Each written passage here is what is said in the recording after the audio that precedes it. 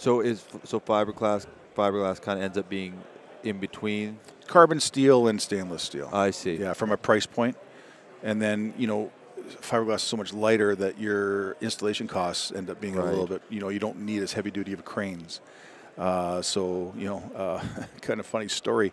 The owner of our company was building a deck in his back of his house, and I told him, I said, well, you're a fiberglass guy, you might as well build a fiberglass deck.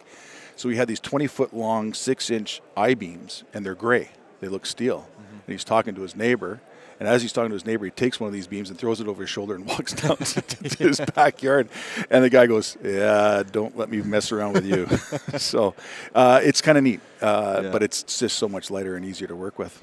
That's something, you kind of like learn something new every day. So that's a major factor too when you're installing, because the cost of moving the heavy machinery used is going to be different for having to. Yeah, and what happens here is the guys that install are used to steel, so they don't understand the fiberglass until they've worked with it enough times. Right. So there's always this black magic, right? I mean, so they overdo it, and rightfully so. I get it, and then the guys that have worked with it enough times realize, hey, there's some price savings here, but I'm not going to share it with the rest of the world because I don't want my competitors to know that.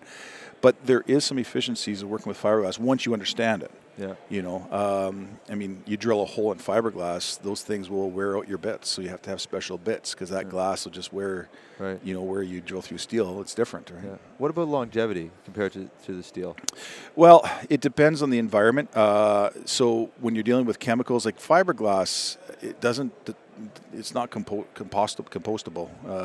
You can't, I got tongue twisted on that. Whatever that word. Yeah, but it's not something that degrades, so it lasts forever. Which if you're looking to, it's not a green environment product at all.